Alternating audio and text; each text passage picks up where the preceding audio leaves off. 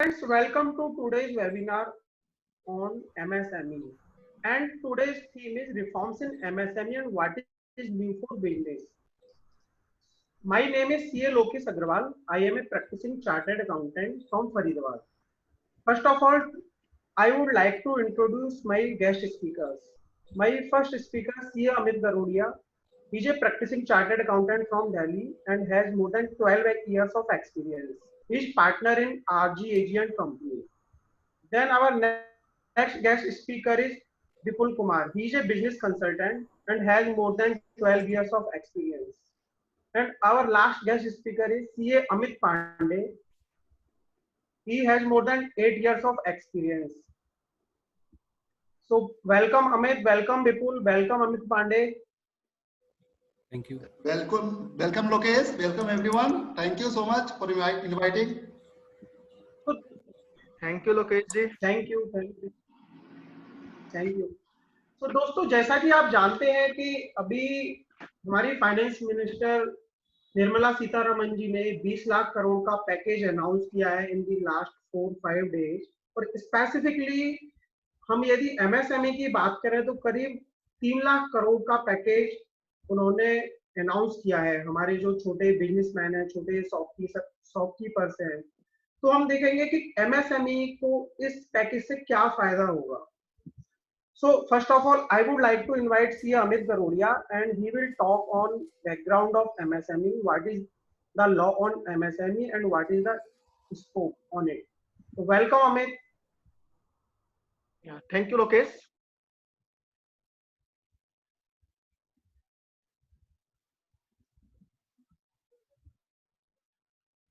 Yeah, Lokesh, just a second. I am sharing my screen.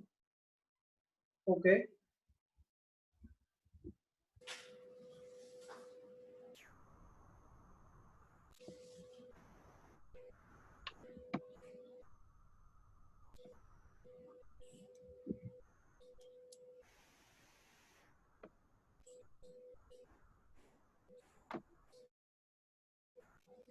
Yeah, thank you Lokesh. Thank you Vipul ji, Amit ji for inviting me in this webinar. आज हम MSME के बारे में चर्चा कर रहे हैं। विगत कई दिनों से हम एमएसएमई के बारे में सुनने को मिल रहा है कि आज इतने करोड़ का पैकेज सरकार ने दिया है, आज इतने करोड़ का पैकेज दिया है। तो विगत कुछ दिनों से एमएसएमई कुछ ज्यादा ही हाईलाइट में आ गई है। तो इन सब चीजों को समझने से पहले हमें यह जानना आवश्यक है कि एमएसएमई है क्या और इसकी जरूरत क्या है और ये हमारी इकोनॉमी को किस तरीके से कंट्रीब्यूट करती है। दोस्तों, एमएसएमई का मतलब जैसे हम सब जानते हैं, एमएसएमई है माइक्रो स्मॉल और मीडियम एंटरप्राइजेस, जिसके विषय में कानून 2006 में हमारे फाइनेंस मिनिस्टर श्री प्रणब मुखर्जी द्वारा प्रस्तुत किया गया था। उन्होंने एक कानून बनाया था जो पर्टिकुलरली इस एमएसएमई सेक्टर के लिए काम करता है। इससे पहले एमएसएमई सेक्टर के लिए कोई विशेष योजना, कोई विशेष कानून नहीं थे हमारे देश में। और इस कानून की आवश्यकता इसलिए पड़ी क्योंकि इससे पूर्व में हमारे इकोनॉमी का मुख्य बिंदु कृषि क्षेत्र हुआ करता था और एमएसएमई को इतने फोकस की जरूरत नहीं पड़ी थी क्योंकि हमारे देश के अंदर एफडीआई या बाहर का निवेश बहुत कम था, तो हमारे एमएसएमई को किसी विशेष कानून की आवश्यकता नहीं पड़ी।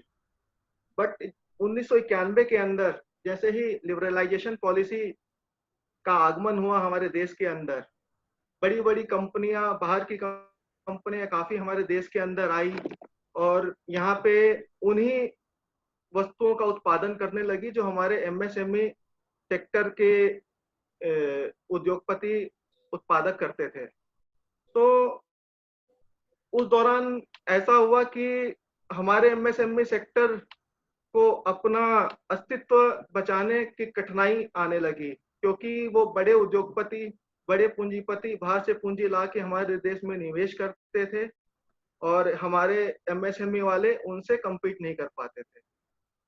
तो हमारे देश की सरकार को ऐसा महसूस हुआ कि इस सेक्टर को बचाने के लिए, जो कि एक हमारे जीडीपी का बड़ा हिस्सा है और ये अराउंड 50% ऑफ एम्प्लॉयमेंट यहाँ से जनरेट होती है, तो इस सेक्टर को बचाने की आवश्यकता महसूस हुई और सन 2006 में एक कानून प्रस्तुत किया गया जिसका नाम MSMED एक्ट रखा गया। इस एक्ट के अंदर कुल 32 धाराएं हैं जो कि 6 चैप्टर में विभाजित करी गई हैं। चैप्टर 2 के अंदर नेशनल बोर्ड फॉर MSME का गठन किया गया, जिसमें उसके पावर, उसके फंक्शंस के बारे में बताया गया। चैप्टर 3 के अंदर एडवाइजरी कमेटी MSME के क्लासिफिकेशन और उसके मेमोरेंडम के बारे में बताया गया। चैप्टर 4 के अंदर MSME को क्या क्या प्रमोशन देनी है, क्या क्या डेवलपमेंट और उनके कम्पिटिटिवनेस को बढ़ाने के लिए क्या क्या जरूरतें हैं, उनकी ओर ध्यान दिया गया। और चैप्टर 5 के अंदर एक विशेष धारा लाई गई जिसके तहत बोला गया कि MSME के साथ काम करने वाले बड़े उद्योगपति को MSME को तय समय सीमा के अंदर उनकी पेमेंट करनी पड़ेगी, अदरवाइज कुछ कानून लाए गए जिसमें उनको पेनलाइज करने का प्रावधान रखा गया। अब हम अगली स्लाइड पे चलते हैं। दोस्तों, ये कानून 2 अक्टूबर 2006 को इम्प्लीमेंट में लाया गया। हालांकि हमारे प्रेसिडेंट द्वारा इस कानून को 16 जून 2006 को उनका कंसेंट ले लिया गया था। 2 अक्टूबर 2006 से इस कानून को मुख्य धारा में लाया गया। चैप्टर 3 जो क्लासिफिकेशन के बारे में बात करता है, कुछ दिनों पहले 13 तारीख को हमारे माननीय वित्त मंत्री ने MSME के क्लासिफिकेशन में कुछ परिवर्तन किया है। पहले जो कि MSME का क्लासिफिकेशन केवल पूंजी के आधार पर किया गया था, अब उस क्लासिफिकेशन को, उस वर्गीकरण को पूंजी के साथ साथ टर्नओवर को भी उसमें शामिल किया गया है।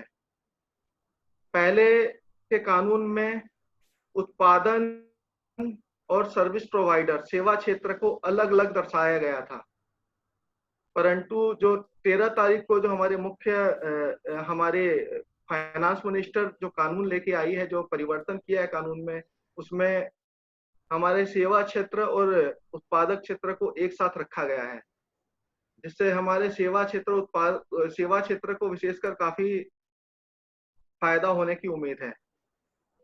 इसमें हम अपनी स्लाइड में देख सकते हैं कि जो पहले कानून था उसके तहत माइक्रो एंटरप्राइज के अंदर निवेश की सीमा 25 लाख रुपए या उससे कम रखी गई थी। वही सेवा क्षेत्र के अंदर यह सीमा 10 लाख रुपए थी, जिसे बढ़ाकर अब 1 करोड़ रुपया कर दिया गया है। ऐसे ही स्मॉल एंटरप्राइज में यह सीमा 5 करोड़ रुपए थी, मीनिंग देयर बाय जो उद्योग 25 लाख से लेके 5 करोड़ तक का निवेश करते हैं उसको स्मॉल एंटरप्राइज के अंदर रखा गया था, छोटे उद्योग के अंदर रखा गया था। वह सीमा बढ़ा के अब 10 करोड़ रुपए कर दी गई है। इसी तरीके से जो मध्य वर्गीय एंटरप्राइज है उनकी सीमा 10 करोड़ रुपए से बढ़ाकर 25 करोड़ रुपए कर दी गई है। टर्नओवर जो कि सूक्ष्म उद्योग के लिए 5 करोड़ है, बड़े उद्योग के लिए 50 करोड़ है, और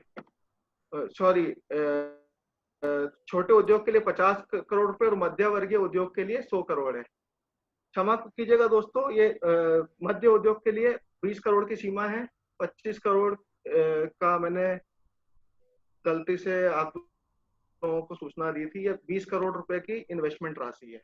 इस तरीके से 3 क्लासिफिकेशन में MSME को क्लासिफाई किया गया है। और इससे बड़ी जो ऑर्गेनाइजेशंस है जिनमें निवेश 20 करोड़ रुपए से ज्यादा है, उनको large organisations, large company, large sector के अंदर रखा गया है। उसका MSME से लेना देना कोई नहीं। अब हम अगली स्लाइड में चलते हैं दोस्तों। अब हम सेक्टर 4 के अंदर देखते हैं। सेक्टर 4 में दोस्तों ये रखा गया है कि हमारे एमएसएमई उद्योग कैसे हम कंपटीशन में बने रहें, कैसे उनको प्रमोट किया जाए, उनको उनको आधारभूत ढांचा कैसे प्रदान किया जाए, इस तरह की चीजें चैप्टर 4 के अंदर दर्शाई गई है। इसके तहत सरकार एमएसएमई सेक्टर को फैसिलिटेट करेगी प्रमोशन एंड डेवलपमेंट के लिए, उनके कॉम्पिटिटिवनेस को बढ़ाने के लिए, उनके मार्केटिंग को डेवलप करने के लिए, उनका इंफ्रास्ट्रक्चर फैसिलिटी और क्लस्टर डेवलपमेंट के लिए, तथा उनको टाइमली बैंक से क्रेडिट फैसिलिटी प्रोवाइड की जाए ताकि उनको किसी भी तरीके की लिक्विडिटी का सामना ना करना पड़े। इसी बिंदु पे हम डिस्कस करेंगे 4-5 स्कीम जो गवर्नमेंट ने एमएसएमई के लिए चलाई है।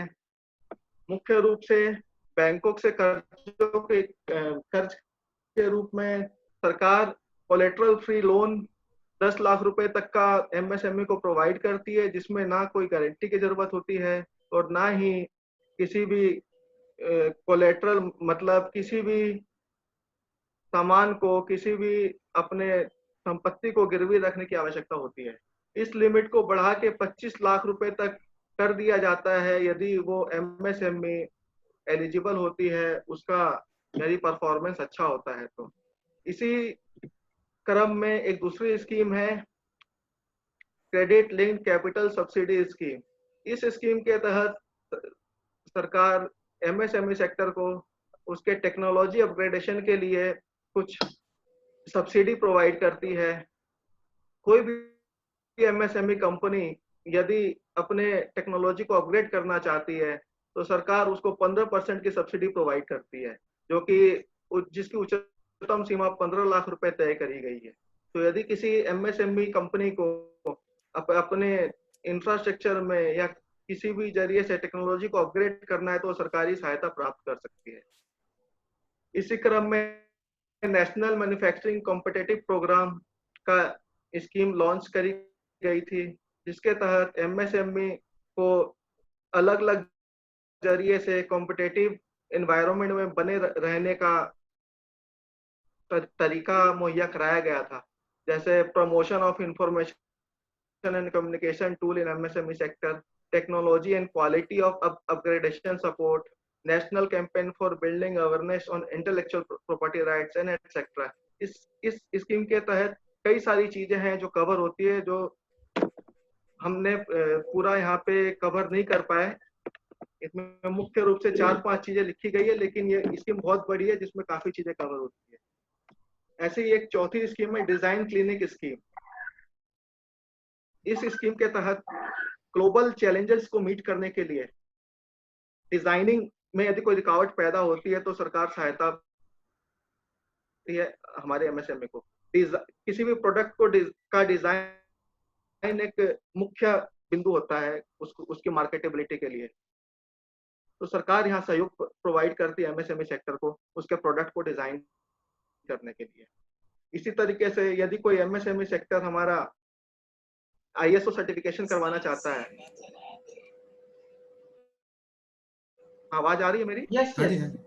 हाँ, तो जैसे कि आईएसओ सर्टिफिकेशन यदि कोई हमारा एमएसएमई सेक्टर लेना चाहता है तो सरकार 75%, 75% तक का रिइंबर्समेंट प्रोवाइड करती है, अप टू 75,000 मैक्सिमम। तो ये एक काफी बड़ा सहयोग हो जाता है एक छोटी ऑर्गेनाइजेशंस के लिए, जो कि हमारे देश के लिए काफी महत्वपूर्ण रोल प्ले करती हैं। इसी तरीके से दोस्तों हम चैप्टर 5 के अंदर देखेंगे कि सरकार ने एक अलग तरीके की स्कीम लॉन्च करी थी, जिसके तहत यदि कोई बड़ा उद्योग जिसकी टर्नओवर 5,500 करोड़ रुपए से ज्यादा है, यदि को वो हमारे एमएसएमई के साथ व्यापार करता है और उसकी पेमेंट में यदि कोई डिफॉल्ट करता है तो उसके जरिए ब्याज की व्यवस्था का प्रावधान किया गया था। जैसे कि यदि कोई बड़ा उद्योग टाइमली पेमेंट नहीं करता, जिसकी मैक्सिमम टेन्योर 45 डेज है, 45 दिनों के अंदर यदि वो पेमेंट नहीं करता है तो उद्योगपति को, उस बायर को, एमएसएमई को आरबीआई द्वारा तय की गई ब्याज दर के 3 गुना दर से ब्याज देना पड़ेगा, जो कि मंथली कंपाउंडेड, मासिक चक्रवाती बेसिस पे कंप्यूट करी जाएगी।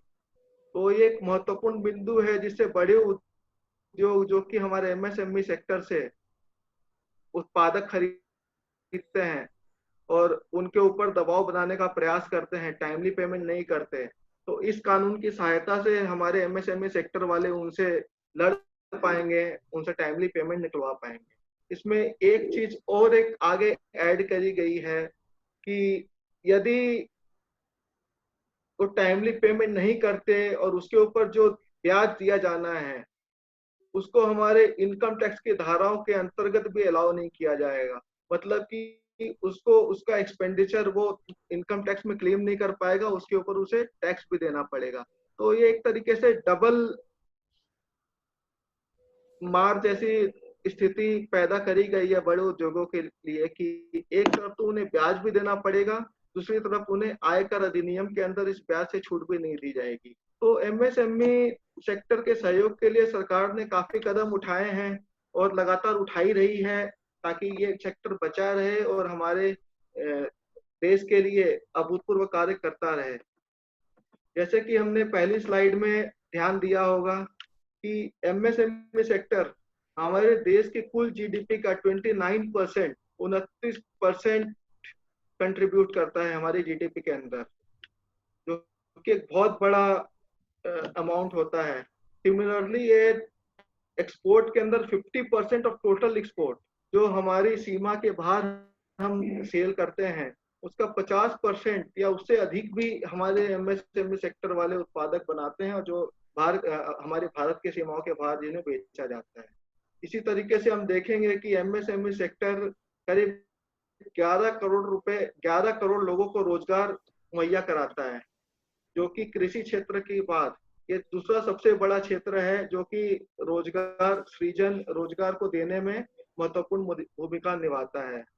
तो ये 2-3 चीजें ही काफी महत्वपूर्ण है जो अपने आप में प्रदर्शित करती है कि एमएसएमई सेक्टर हमारी इकोनॉमी के लिए, हमारे देश के लिए कितनी महत्वपूर्ण है और सरकार को मुख्य रूप से इस सेक्टर के ऊपर ध्यान देना चाहिए और काफी ध्यान देने की जरूरत है। Thank you very much. Thank you Amit. आपने जैसे कि बताया कि इंडिया में 91 से पहले जैसे बाहर की कंपनी आती थी और यहाँ पे जो एमएसएमई सेक्टर था जो कि अनऑर्गेनाइज्ड था, तो बाहर की कंपनियों से ये लोग कम्पीट नहीं कर पाते थे। लेकिन इस लॉ के आने के बाद काफी कुछ गवर्नमेंट ने सेफगार्ड दिया है एमएसएमई सेक्टर को। यस एग्जैक्टली वही है लोकेश जी। 1991 में जब लिबरलाइजेशन पॉलिसी आई थी तो बाहर की कंपनियां काफी हमारे देश का रुख करने लगी, जिससे हमारे एमएसएमई सेक्टर वाले ट्रबल में आ गए। उनके उत्पाद बिकने नहीं लगे, वो कंपटीशन में उनसे कर नहीं पा रहे थे। तो फिर एक इस तरह के कानून की एक जरूरत थी जो कि सरकार ने ध्यान में रखते हुए कानून का उपयोग किया, कानून को बनाया। Thank you Amit, thank you for your wonderful deliberation. Now I invite CA Amit Pandey and he will talk about the benefits of MSME registration. Thank you, Lokesh. Amit, can you please make me host? Yes, definitely. I did. Okay.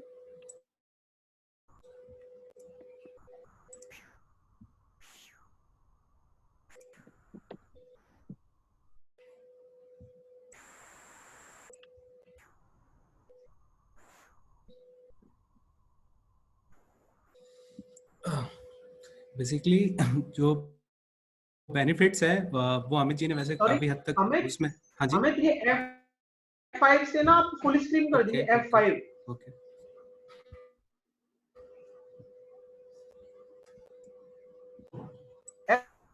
F5। हाँ yes, thank you. Basically Amit Garodia ji ने पूरा background से लेके और major जो sections हैं और क्या बेनिफिट्स हैं सारा कुछ कवर किया।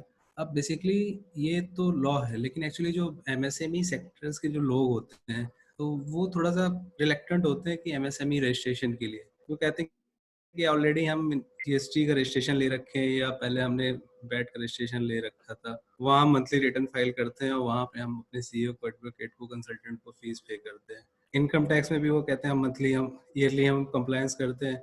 फिर कहते हैं एक नया रजिस्ट्रेशन और ले लें और इसमें हम कंप्लायंस करना स्टार्ट कर दें तो कंसल्टेंट को फीस पे करें। तो ऐसा नहीं है। तो बेसिकली हम अपने व्यूअर्स को ये बोलना चाहेंगे कि एमएसएमई रजिस्ट्रेशन में कोई बहुत ज़्यादा कंप्लायंसेस नहीं है और इसके रजिस्ट्रेशन लेने के एडवांटेजेस बहुत ज़्यादा है।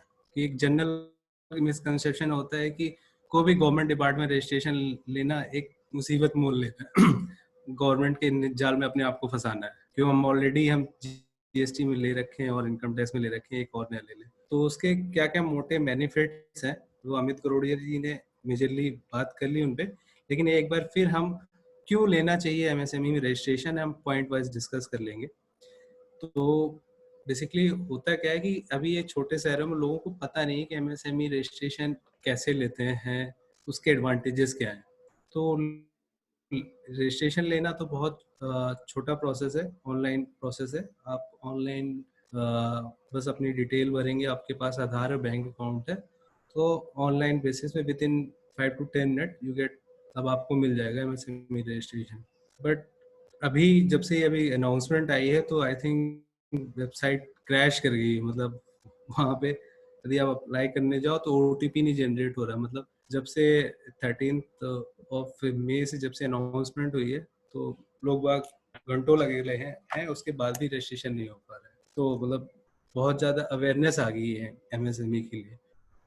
तो बेसिकली अभी भी लोगों को पता नहीं कि क्यों लेना चाहिए, बस जस्ट होड़ सी आ गई कि लेना चाहिए तो उसी में है। लेकिन एक्चुअली में क्यों लेना चाहिए, बहुत सारे बेनिफिट्स हैं तो एक एक करके हम उसमें डिस्कस करेंगे।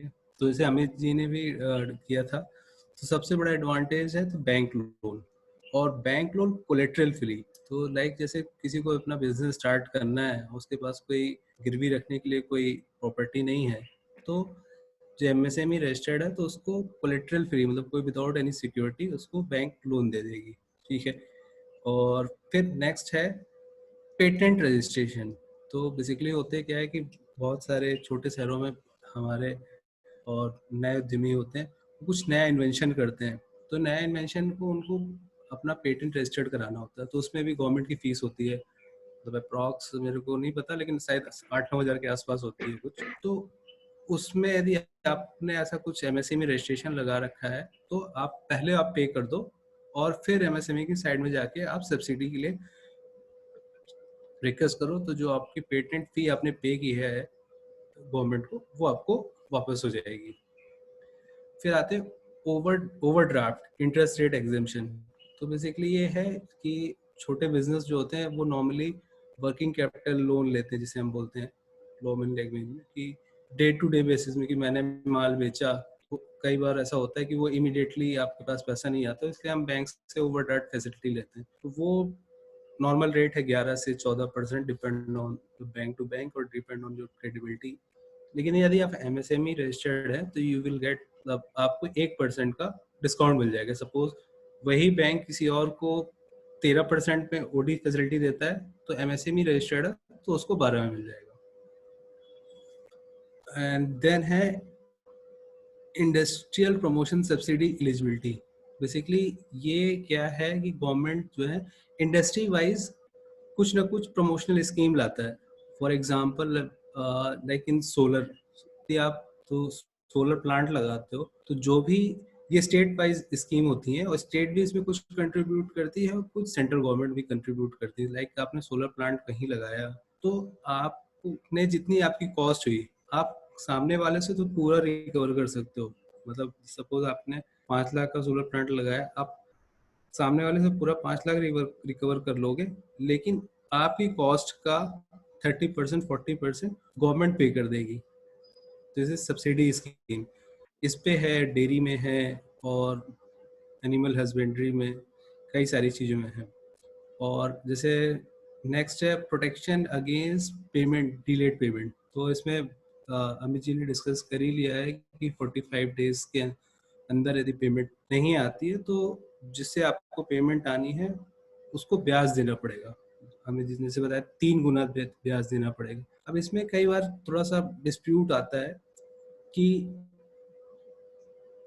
हमने कहीं एग्री नहीं किया होता है कि हम ये हैं, तो ये लॉ में लिखी हुई चीज है, तो वो वेंडर को बाउंड करती है। मतलब जनरली डिस्प्यूट होता है कि भैया हमने ऐसा तो पेपर कोई साइन करके दिया नहीं कि 45 दिन से ज्यादा डिले हो गया तो हम आपको पेमेंट नहीं, इंटरेस्ट पे करेंगे। तो उसमें हम ये कह सकते हैं कि भैया देखो आपने हमने नहीं एग्री किया, लेकिन ये लॉ है, आपको करना पड़ेगा। और दूसरा पॉइंट ये आता है इसमें जनरली बीइंग है जैसे ऑडिटर्स और ऑडिटी के, कि जैसे आज हम 17 मई है, 17 मई को मैंने इनवॉइस काटा और सामने वाले को जो मटेरियल मिला है जाके 25 मई को मिला, तो वो 45 दिन कब से काउंट करेंगे, आज की डेट से या 25 मई से? तो जनरली इसमें लॉ में जो लिखा है जिस दिन आपको रिसीव हुआ, मतलब कस्टमर को रिसीव हुआ, तो उसमें कुछ डेट नहीं, जिस दिन उसको रिसीव हुआ। तो यदि उसके पास कोई, जो कस्टमर के पास कोई रिसीव का मैकेनिज्म है कि जिसमें वो जीआरएन या फिर कोई स्टैम्प या कोई एक्नॉलेजमेंट देता है, तो 45 दिन हम वहां से काउंट करेंगे। यदि ऐसा उसके पास मैकेनिज्म नहीं है, तो जिस दिन हमारी इनवॉइस की डेट है, जिस दिन हमने इनवॉइस इशू किया, तो बेसिकली ये इसमें इसलिए मैं थोड़ा सा स्ट्रेस कर रहा हूँ कि ये जो कंसल्टेंट्स होते हैं उनको अपने ऑडिट रिपोर्ट में और इंटरनल ऑडिटर को इसमें फोकस करते हैं कि कितना आपका इंटरेस्ट की लायबिलिटी का एक्सपोजर है, उनको रिपोर्ट करना होता है। तो वो इंटरेस्ट किस डेट से निकालें, तो जहाँ पे मैकेनिज्म है कि जिस दिन से रिसीव हुआ, मतलब एक्नॉलेजमेंट का मैकेनिज्म मोस्टली बड़ी कंपनियों में होता है, जहाँ पे जीआरएन, एसआरएन या एसएपी लगे होते हैं वहाँ पे होता है, और कई जगह स्टैंपिंग का सिस्टम होता है, तो वहाँ से काउंट करेंगे। यदि नहीं है तो इनवॉइसिंग की डेट से करेंगे। और फिर नेक्स्ट है कि ये भी थोड़ा सा इलेक्ट्रिसिटी आप में एग्जेम्पशन मिल जाती है इलेक्ट्रिसिटी बिल में। बेसिकली हम जब कोई भी इलेक्ट्रिसिटी कनेक्शन लेने चाहते हैं तो आपको पता ही है कि कॉमर्शियल होता है, एक डोमेस्टिक होता है। तो डोमेस्टिक में भी हमें ये मेंशन करना होता है कि कितने किलोवाट का मेरे को कनेक्शन चाहिए। तो उसमें हम जब अप्लाई करते हैं तो उसमें वो ऑप्शन होता है कि आप एमएसएमई रजिस्टर्ड हो कि नहीं। यदि एमएसएमई रजिस्टर्ड हो तो ये बेसिकली इलेक्ट्रिसिटी जो है वो स्टेट का अंडर में आता है, सेंट्रल गवर्नमेंट के अंडर में नहीं आता। तो सेंट्रल गवर्नमेंट इसमें कोई रिबेट नहीं देती, स्टेट गवर्नमेंट देती है। जैसे सपोज नॉर्मल रेट है वहाँ पे कॉमर्शियल का 12 रुपये, तो यदि आप एमएसएमई रजिस्टर्ड हो तो आपको 10 रुपये पर यूनिट चार्ज करेगी। तो स्टेट टू स्टेट ये वेरी करता है। और फिर आईएसओ सर्टिफिकेशन चार्जेस, जैसे कुछ नए इन्वेंशन करते हैं तो उसमें कुछ अपना जो सिस्टम सर्टिफिकेशन लेते हैं आईएसओ सर्टिफिकेशन, उसमें जो खर्चा होता है उसका पूरा गवर्नमेंट रिम्बर्समेंट कर देती है। तो बेसिकली ये मेजर बेनिफिट्स हैं। बेनिफिट्स और भी ज़्यादा हैं लेकिन ये मेन बेनिफिट्स हैं। फिर मैं कुछ गवर्नमेंट स्कीम के बारे में बात करता हूँ। मतलब ऊपर हमने बेनिफिट्स कि गवर्नमेंट ने क्या क्या स्कीम निकाली हैं। एक स्कीम है zero defect zero effect. Basically ये स्कीम है फॉर द एक्सपोर्टर्स। तो जैसे हम कह रहे थे कि बाहर के लोग यहाँ पे आते हैं, यहाँ पे अपना प्रोडक्ट मैन्युफैक्चरिंग की, और यहाँ पे लोगों को जो एग्जिस्टिंग इंडस्ट्री है उनको हार्म होता है। तो गवर्नमेंट ने एक इंसेंटिव स्कीम दी कि आप इंडिया में बनाओ और बाहर एक्सपोर्ट करो। तो उसमें गवर्नमेंट ने बहुत सारे, वैसे तो एक्सपोर्ट इंसेंटिव स्कीम में भी है बहुत सारे इंसेंटिव, जो एमएसएमई है उनको एडिशनल एडवांटेज है। जनरली यदि आप यहाँ से कोई एक्सपोर्ट करोगे तो ऑब्वियसली आपको कुछ रिबेट और इंसेंटिव्स तो गवर्नमेंट देती ही है, लेकिन आप एमएसएमई रजिस्टर्ड हो तो ओवर एंड अबव एक्सपोर्टर के आपको एडवांटेजेस मिलेंगे। अब क्या एडवांटेजेस हैं यदि डिटेल में देखना होगा तो हम ये एमएसएमई की वेबसाइट पे है सारी डिटेल, काफ़ी बड़ी है वो। और फिर नेक्स्ट स्कीम है गवर्नमेंट की quality management standard and quality technology tools. Basically ये है कि गवर्नमेंट ने ऑब्जर्व किया कि जो एमएसएमई सेक्टर के लोग हैं वो, उनके पास इतना इंफ्रास्ट्रक्चर नहीं होता कि वो एक क्वालिटी प्रोडक्ट निकालें। एक्चुअली जानबूझकर ऐसा है कुछ नहीं कि वो ख़राब क्वालिटी का प्रोडक्ट बनाना चाहते हैं, लेकिन उनके पास इतना इंफ्रास्ट्रक्चर ही नहीं होता कि उनके पास एक टीम हो जो क्वालिटी एनालिसिस करे और उनके जो एम्प्लॉई हैं उनको गाइड करे। तो एक स्कीम लाई गवर्नमेंट, इसको इसमें बहुत सारे गवर्नमेंट कंपनीज और गवर्नमेंट कॉलेजेस इम्पैनल्ड हैं जो time to time industry specific training provide करती हैं और क्वालिटी की ट्रेनिंग देती हैं। तो सबसे जैसे गवर्नमेंट का इंस्टीट्यूट है QCI मतलब क्वालिटी काउंसिल ऑफ इंडिया, तो वे MSME की वेबसाइट पे ही रजिस्टर्ड है। वो टाइम टू टाइम अपना कुछ ना कुछ programme, 3 day programme, practical programme launch करती रहती है। तो लाइक जैसे अभी रिसेंटली में सोलर पे आया था, सोलर पे वो कभी अभी कुछ दिन पहले दिल्ली में था, फिर कुछ दिन पहले जयपुर में था। तो वहाँ पे वो पूरा आपको ये बताते हैं कि कैसे कोई एक छोटा एंटरप्रेन्योर सोलर पे काम कर सकता है, कितनी उसको इन्वेस्टमेंट चाहिए, कहाँ से वो प्रोक्योरमेंट कर सकता है, क्या क्या उसको नॉलेज होनी चाहिए। तो 4 दिन का पूरा कोर्स होता है, उसमें वो सारी चीज़ सिखाते हैं। इसी तरह से और भी कई सारी चीज़ें में किसी को यदि चक्की लगानी है या फिर कोई छोटे मैन्युफैक्चरिंग यूनिट डालनी है तो उसमें पूरा उसका टेक्निकल नो हो पूरा सपोर्ट देते हैं। तो ये एक नई स्कीम रही थी। नेक्स्ट स्कीम है गिरवेन सिस्टम। तो गिरवेन सिस्टम में ये है कि जो भी गवर्नमेंट ने बेनिफिट्स हैं जो लॉ में डिफाइंड हैं, 45 डेज का क्रेडिट फैसिलिटी का, तो और इसलिए इसमें लॉ में जो जो भी स्कीम्स हैं उसमें भी वो बेनिफिट अवेल करने में किसी को भी कोई यदि प्रॉब्लम आती है या फिर कोई ऑफिसर उसको तंग करता है तो वहाँ पे एक गिरवेन सिस्टम है कि जिसको ये सब चीज़ों में कहीं से दिक्कत आ रही तो वो अपनी दिक्कत जाके वहाँ पे बता सकता है। तो बेसिकली ये ऑनलाइन भी है और हर स्टेट में और हर स्टेट की कैपिटल में एक इनका office define, government office define होता है, वहाँ पे भी जाके फिजिकली जाकर भी वहाँ पे अपनी ग्रीवेंस बता सकता है। मतलब ऑनलाइन भी फैसिलिटी है, ऑफलाइन भी है। फिर एक और स्कीम है इंक्यूबेशन। तो बेसिकली ये उनके लिए है जो नया कोई इन्वेंशन, नया कोई आइडिया लेके आते हैं। तो ऐसा नहीं है कि इसमें कोई भी आप नया प्लान लेके जाओ गवर्नमेंट आपको उसको अप्रूव कर देगी। वो उनकी एक कमेटी होती है, उनको आपको अपना अपना आइडिया एक प्रोजेक्ट रिपोर्ट फॉर्म में आपको सबमिट करना होता है। इफ़ यू थिंक कि ये आइडिया अच्छा है तो वो उसमें 80 to 100% तक पूरा सब वो आपको पूरी फंडिंग देती है।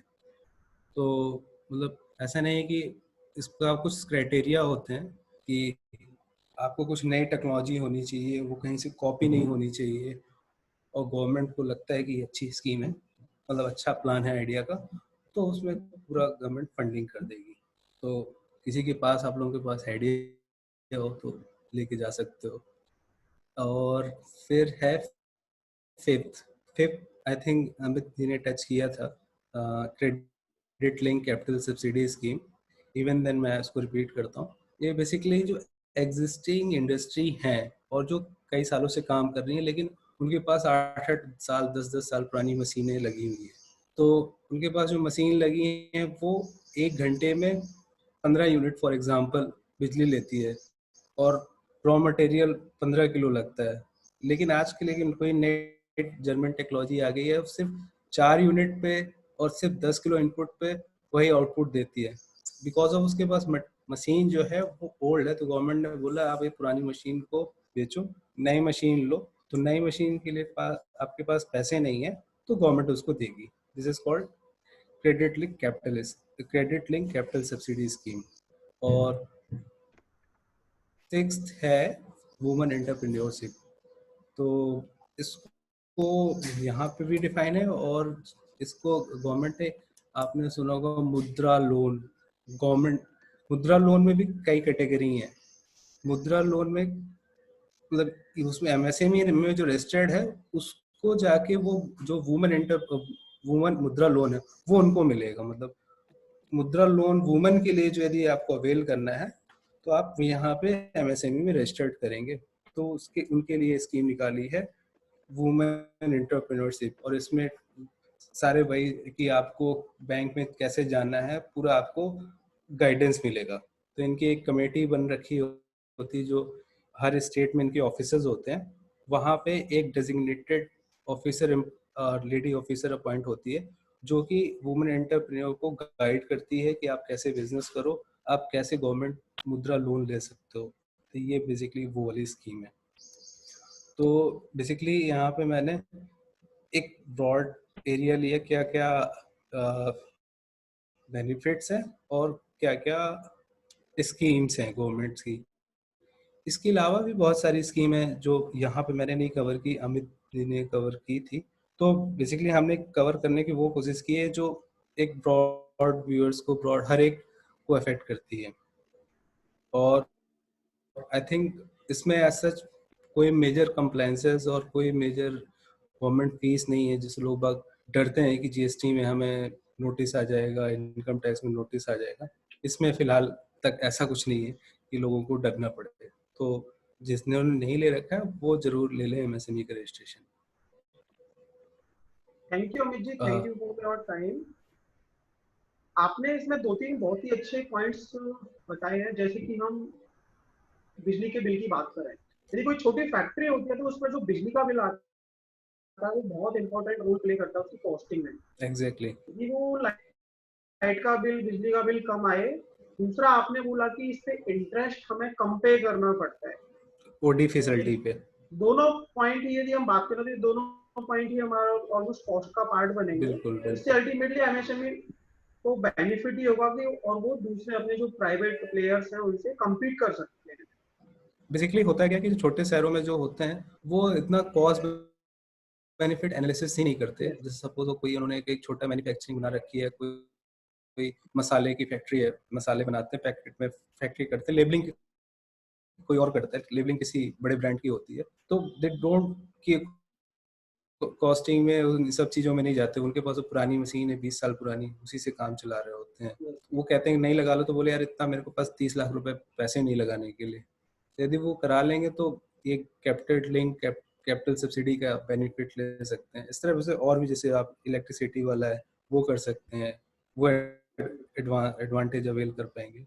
तो कई सारे बेनिफिट्स हैं। सबसे इम्पोर्टेंट है कि ये ना कोलेटरल फ्री आप लोन ले सकते हो। यदि कोई अपना नया बिजनेस शुरू करना चाहता है, उसके पास ऐसा कोई जमीन जायदाद या प्रॉपर्टी नहीं है, तो वो भी एक अपना बिजनेस शुरू कर सकता है। सबसे इम्पोर्टेंट बात एग्जैक्टली। और सबसे अच्छी चीज इसमें ये है कि जैसे छोटे शहरों में जो हमारे बिजनेसमैन होते हैं, उनको ये लगता है कि हम इसमें रजिस्ट्रेशन ले लेंगे तो हमारा एक खर्चा बढ़ जाएगा, कि हम मंथली हमें जीएसटी रजिस्ट्रेशन के लिए रिटर्न फाइल करना पड़ता है, और अपने वकील के, अपने सीए के पास जाना पड़ता है, और पता नहीं रोज रोज कुछ न कुछ चेंजेस आते हैं जीएसटी में, वो हमारे बस का नहीं है। तो एमएसएमई में गवर्नमेंट ने रजिस्ट्रेशन प्रोसेस बहुत सरल है। वो आप खुद से भी कर सकते हैं या फिर जो उनके एडवोकेट हैं, सलाहकार हैं, उनकी भी मदद ले सकते हैं। आई थिंक जो फीस भी लेंगे तो बड़ी नॉमिनल सी ही होगी, क्योंकि इसमें बहुत कम टाइम लगता है और कोई ज़्यादा डॉक्यूमेंट नहीं लगते। सिर्फ आपके पास बैंक अकाउंट और आधार होना चाहिए, mandatory. Thank you Amit ji, हाँ थैंक जी, यू हाँ for ji, your wonderful deliberation. Thank you. Now I invite Mr. Dupil Kumar, and he will talk on economic package on MSME and its impact on Indian business. Thank you Lokesh, thank you Amit ji. तो thank you. अब हम लोग start करने जा रहे हैं कि अभी जो लेटेस्ट जैसा देखा हम लोगों ने, कोरोना के चलते जो इकोनॉमी इम्पैक्ट हुई है, सबसे ज्यादा अगर इम्पैक्ट हुई है तो एमएसएमई सेक्टर ही इम्पैक्ट हुई है। जैसा कि अमित जी ने बताया कि ये मेजर पार्ट है जो इकोनॉमी का कवर करता है, MSME sector. Can you share screen? Yes, you can share.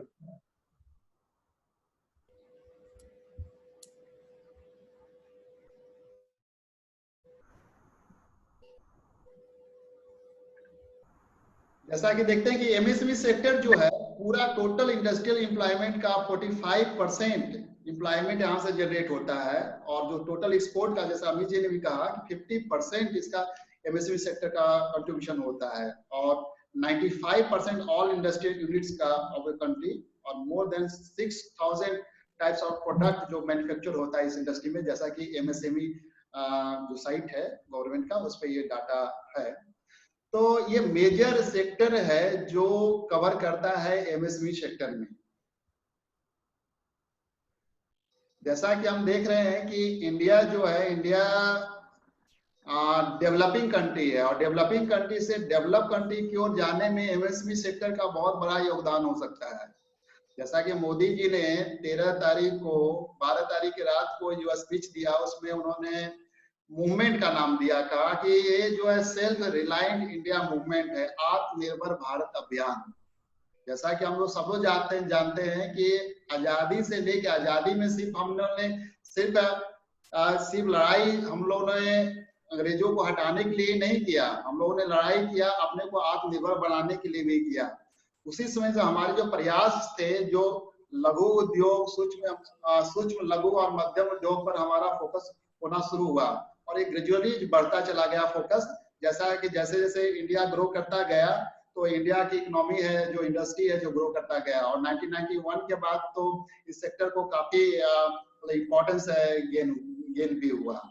तो आइए हम लोग देखते हैं कि ये, जैसा कि बैकग्राउंड में अमित जी ने सारा कुछ कवर कर लिया था, और बेनिफिट भी अमित पांडे ने कवर किया।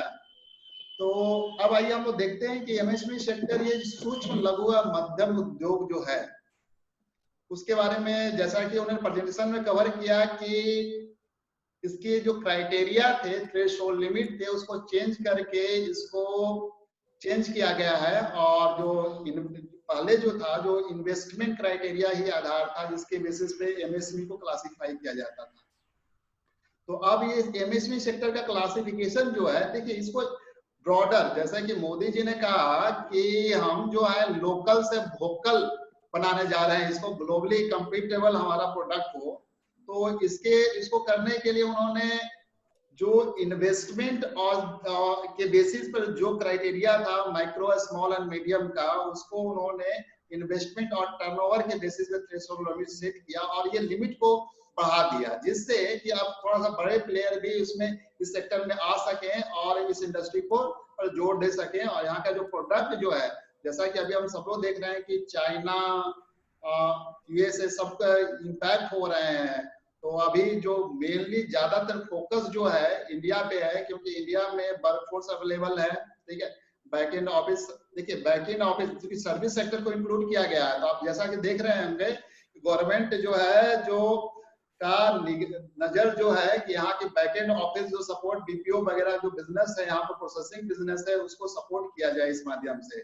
और इन्वेस्टमेंट भी देख रहे हैं कि आज इन्वेस्टमेंट को जैसा कि 1 करोड़, 1 करोड़, 10 करोड़ और 20 करोड़ का जो लिमिट किया गया है, सीधा सीधा आप देखिए कि माइक्रो में आपको 4 टाइम्स इन्वेस्टमेंट बढ़ाया गया है, और स्मॉल में आपका डबल कर दिया गया है, और मीडियम में आपका 2 टाइम्स कर दिया गया है, डबल कर दिया गया है।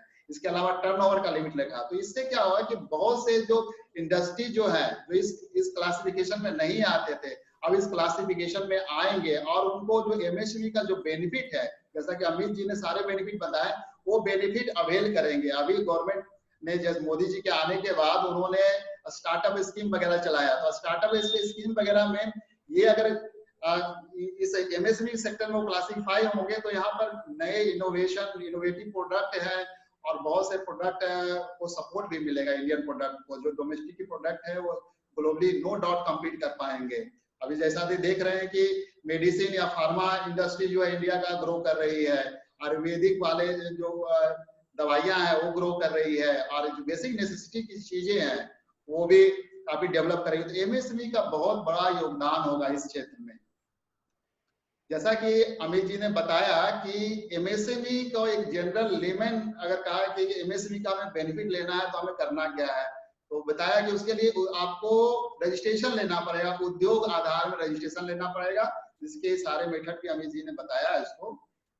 उसके बाद हम अमित जी ने सारे बेनिफिट्स भी कवर कर लिए हैं, लगभग सारे बेनिफिट उनके हो गए हैं कवर। इसमें हम 1-2 बेनिफिट जो है हम थोड़ा सा कवर करना चाहेंगे इसमें। जैसा कि कोविड को देखते हुए जो स्पेशल इंसेंटिव जो दिया जा रहा है, तो मैन्युफैक्चरिंग कंपनी जो कोविड-19 प्रोडक्ट जो है, कोविड टेस्टिंग किट है, सैनिटाइजर है, अल्कोहल बेस्ड, वेंटिलेटर्स है, पीपीई किट्स है, 3PL सर्जिकल मास्क है, KN95 मास्क है, हॉस्पिटल है, ठीक है, पिलोज है, तो इस तरह की चीजों पे स्पेशल इंसेंटिव गवर्नमेंट दे रही है। तो ये बड़ा अच्छा चीज है कि एमएसएमई को क्लासिफाई किया जाएगा, और जहां जहां अपॉर्चुनिटी नजर आए वहां पर हम यहाँ पर गवर्नमेंट अब इसको डेवलप करे, उसको इंसेंटिव देके उस प्रोडक्ट को डेवलप करे, ये समय की मांग भी है। इसके अलावा हम देखते हैं कि इसमें एम्प्लॉयमेंट जनरेशन, देखिए इंडिया में अभी भी प्रॉब्लम एम्प्लॉयमेंट का है, तो इस सेक्टर यहाँ पर सपोर्ट करने से एम्प्लॉयमेंट काफी हद तक मतलब सॉल्व हो सकती है। इंडिया का जो प्रॉब्लम है एम्प्लॉयमेंट का वो काफी हद तक सॉल्व हो सकती है। देखिए मेजर बेनिफिट जो होता है, जैसा कि अमित जी ने पूरा अच्छे डिटेल से इसको बड़ा अच्छा डिटेल एक्सप्लेन किया, तो कहते हैं कि जहां ओडी या सीसी लिमिट जब हम लेने जाते हैं तो बैंक जो है जो एमएसएमई को प्रीफर करती है और सीधे 1% का इंटरेस्ट रेट रिड्यूस कर देती है उनके केस में। इसके अलावा जो स्टार्टअप इंडिया स्कीम भी है जो इनोवेटिव कंपनीज के लिए, जैसा अमित जी ने कहा इनकम बेटर, ठीक है, तो उनके लिए भी काफी अच्छा जो टैक्स बेनिफिट वगैरह भी कंसीडर करती है, तो एमएसएमई का एक क्राइटेरिया है उनको, तो वो अपना देखते हैं। तो इसमें अच्छा एक टैक्सेशन में एक इनको और बेनिफिट दिया गया है। सपोज मान लीजिए कि अब हम मैट का जो क्रेडिट लेते हैं, मिनिमम अल्टरनेट टैक्स, तो एमएसएमई सेक्टर को है जो वो जो 10 इयर्स की जगह पर उसको 15 इयर्स उसको कैरी फॉरवर्ड कर सकते हैं, तो ये एक अच्छा बेनिफिट है एमएसएमई सेक्टर को। इसके अलावा एक बड़ा अच्छा है कि गवर्नमेंट टेंडर डालने के लिए एमएसएमई इंडस्ट्री को प्रेफरेंस देती है गवर्नमेंट। जैसा कि हम लोग देखते हैं कि यहाँ जितना भी सिविल कंस्ट्रक्शन सिविल टेंडर जो होते हैं कंस्ट्रक्शन का, तो सारे एमएसएमई सेक्टर को प्रेफरेंस दिया जाता है, तो एमएसएमई सेक्टर को उसके लिए एमएसएमई में रजिस्ट्रेशन वो मांगते हैं और गवर्नमेंट उसको प्रेफरेंस देती है इस एमएसएमई सेक्टर को वहां पे। इसके अलावा हम जैसा कि देखते हैं कि एमएसएमई सेक्टर जो है इसको जैसे कोई नई इंडस्ट्री स्टार्ट करना होता है, तो सबसे पहले जैसे कि अभी हमने हाल में ये कुछ ऑटोमोबाइल वगैरह पार्ट्स वगैरह का बहुत से स्टार्टअप यहाँ पर सेट किया है, तो उसमें उन्होंने बैंक से सीधे उनको लोन अप्रूव करने के सबसे पहला क्राइटेरिया में उन्होंने बताया कि आप एमएसएमई में रजिस्टर हो नहीं हो, स्टार्टअप में रजिस्टर हो नहीं हो, तो ये उनके चेकलिस्ट में ही होता है कि आप एमएसएमई हो तो आपको सुटेबल प्रेफरेंस दिया जाएगा। इवन जो उनके जो पार्टी होते हैं वो भी प्रीफर करते हैं कि एमएसएमई सेक्टर में रजिस्टर लोगों से ही डील करें, तो ये अच्छी चीज थी। कुछ तो बेनिफिट लगभग कवर ही था सारा बेनिफिट। उसके बाद जैसा उन्होंने कहा कि अभी के डेट में देखिए सबसे बड़ा प्रॉब्लम मार्केट में है कि रेवेन्यू जनरेट हो नहीं रहा है और लिक्विडिटी का प्रॉब्लम है, तो गवर्नमेंट का एक स्टेप लेना बहुत ही अच्छा है कि गवर्नमेंट जो है जब सारे जो वेंडर हैं उसके जो पेमेंट है उसको रिलीज करेगी 45 डेज के अंदर, तो बड़ा ही अच्छा है। क्योंकि हम यहाँ पर लोकली हम झारखंड में मैं डील करता हूँ तो यहाँ पर लोगों को देखता हूँ कि 1 साल 2-2 साल तक गवर्नमेंट के पास पैसे पड़े हुए हैं और उनको रिलीज नहीं होते हैं, दूसरे टेंडर के लिए पैसे नहीं होते हैं उनके पास, उनका जो अर्नेस्ट मनी होते हैं वो भी रिलीज नहीं हो पाते, तो ये काफी प्रॉब्लम होते हैं, तो ये इससे थोड़ा सा सपोर्ट मिलेगा उनको। इसके बाद अमित जी ने सारे लगभग सारे उन्होंने स्कीम को कवर किया, तो स्कीम में तो डिटेल नहीं कर रहा हूँ स्कीम को। उसका जो कुछ कॉमन क्वेश्चन जो होते हैं लोगों को एमएसएमई के बारे में, तो जैसे कि क्या उद्योग आधार, जैसे कि जो एमएसएमई रजिस्ट्रेशन बिल्कुल, इसमें शायद एक और वो है हम मैं भी कवर करना मेरे से भी रह गया। अभी जो ये स्कीम आई है जो प्रधानमंत्री फाइनेंस मिनिस्टर से लॉन्च की, उसमें ऐसा भी कोई एक है कि जो 200 करोड़ से ऊपर के टेंडर होंगे, गवर्नमेंट टेंडर्स होंगे, उसमें सिर्फ इंडियन पार्टिसिपेट कर पाएंगे, बाहर की कंपनीज पार्टिसिपेट नहीं कर पाएंगे। तो एक्चुअली 200 करोड़ तक अप टू 200 करोड़, हाँ ठीक है, तो उसमें एमएसएमई करोड़ तक, तो बेसिकली 200 करोड़ तो अपर लिमिट है। हाँ, इंडियन कंपनी को भी सिर्फ उसमें पार्टिसिपेट कर पाएंगे।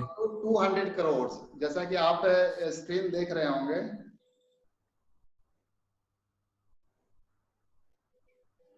Global tender up to 200 crore, ठीक है, तो वो डिसअलाउ करेंगे, तो 200 करोड़ तक भी अलाउ हो जाएंगे, तो ये है जो पार्टिसिपेट कर पाएंगे।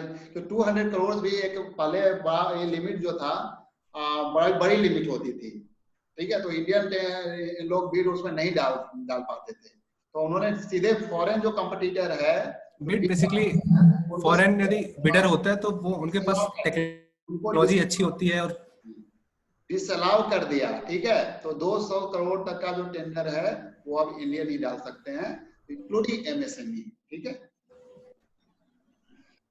तो अब इसमें एक जनरल लोगों का जो प्रॉब्लम आता है कि उद्योग आधार होना है, और दूसरा कि क्या आधार कार्ड मैंडेटरी है कि नहीं इसके लिए।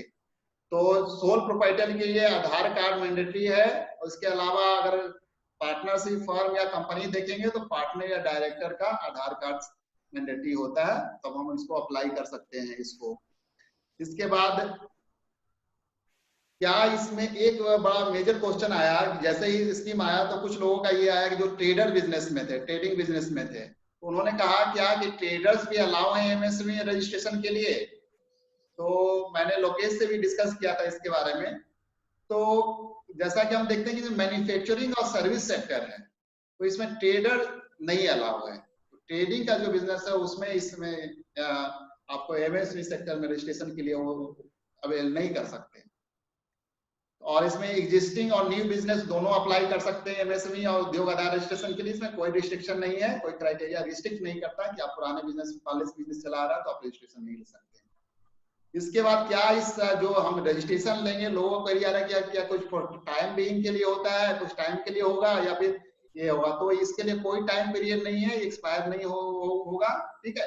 जब तक आपका चल रहा है बिजनेस तब तक ये वैलिड होगा, ठीक है। अदरवाइज आप कोई वायलेशन नहीं करते हैं इसका। इसके अलावा जैसे कि क्या हम मल्टीपल रजिस्ट्रेशन, जैसे मान लीजिए सपोज हमारे डिफरेंट सिटीज में डिफरेंट रजिस्ट्रेशन है, क्या हम मल्टीपल रजिस्ट्रेशन ले सकते हैं इसके अंदर।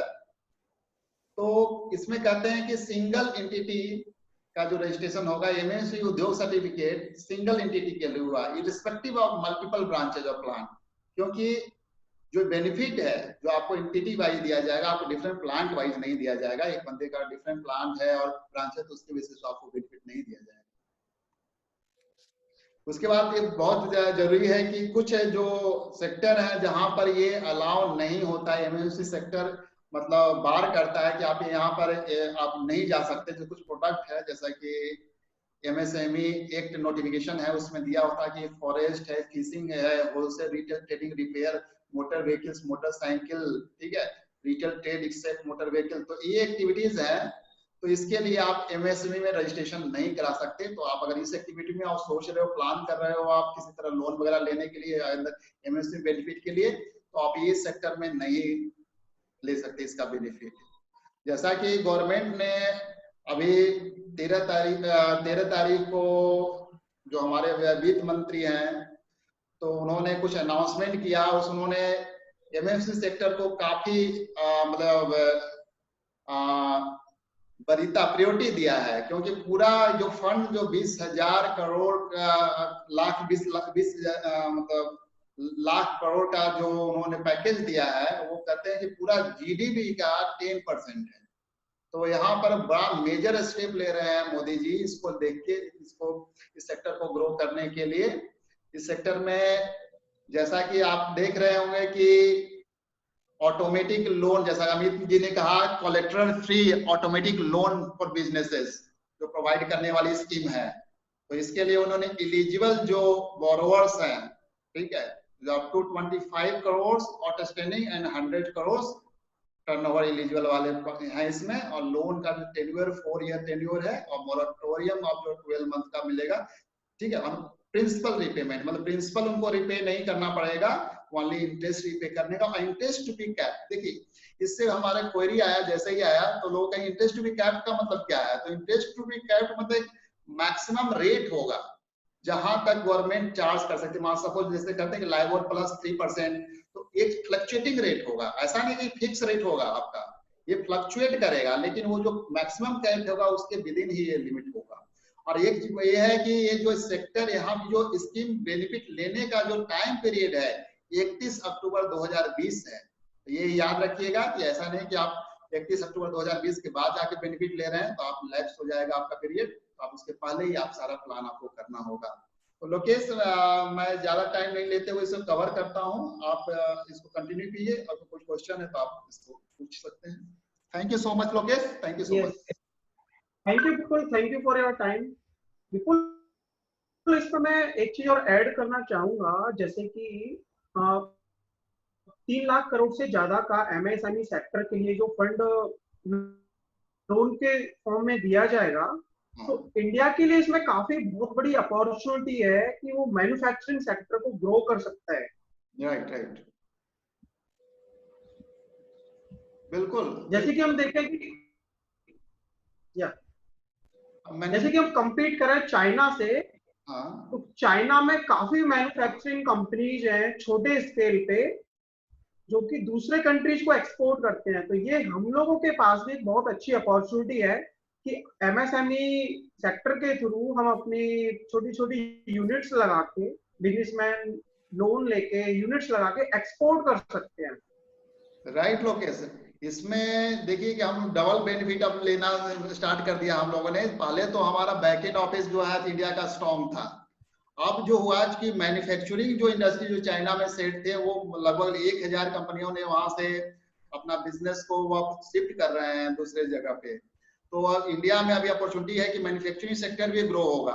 तो इससे क्या होगा, इंडिया में जो दोनों सेक्टर, सर्विस सेक्टर और मैन्युफैक्चरिंग सेक्टर बहुत ग्रो होगा। तो ये बड़ा अच्छा स्टेप है। और ये एक कि कोरोना जो है एक अपॉर्चुनिटी लेके इंडिया के लिए आया है कि कैसे इंडिया के बिजनेस को ट्रांसफॉर्म किया जाए, क्योंकि सर्विस सेक्टर हमारा ग्रो नहीं है। हम कह रहे हैं कि हम लोग डेवलपिंग से डेवलप कंट्री की अगर जाना चाहे तो सर्विस सेक्टर को हमारा ग्रो होना चाहिए। मैन्युफैक्चरिंग सेक्टर नहीं होगा तो हमारी बेसिक नेसेसिटी की चीजें हमारे पास अवेलेबल नहीं होगी।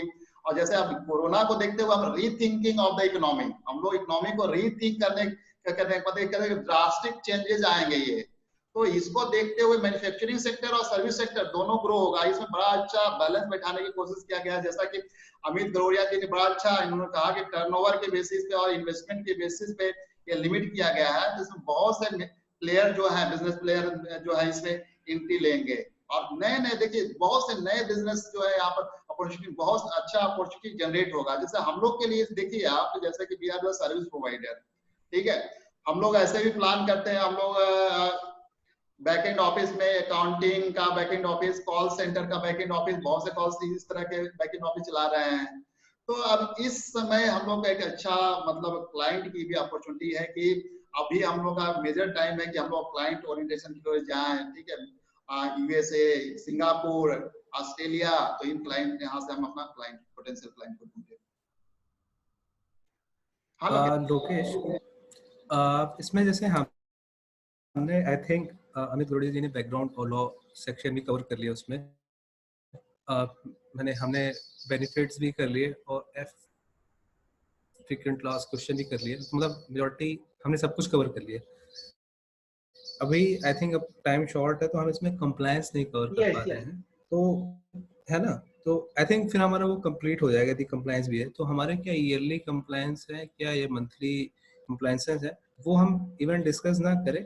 इन द लेटर स्टेज हम एक बुलेट में पीपीटी बना ले, सो दैट हम सब जितनों भी इसमें पार्टिसिपेंट है और जो भी इनको इस वीडियो उनको आगे देखेगा, तो उनके लिए हो जाएगा कि from A to Z, from law, from how to registered, what are the benefit, frequent asked question, सब कुछ कवर हो गया तो कंप्लायंसेस भी कवर हो जाएंगे। तो आई थिंक मेरे को जो पता है कोई इसमें बहुत मेजर कंप्लायंसेस नहीं है, कोई हैवी कंप्लायंसेस नहीं है जिसमें कि किसी भी एंटरप्रेन्योर को, बिजनेसमैन को बहुत ज़्यादा खर्च करना पड़े या किसी सीए को और किसी लॉयर को, एडवाइजर को बहुत पे करना पड़े।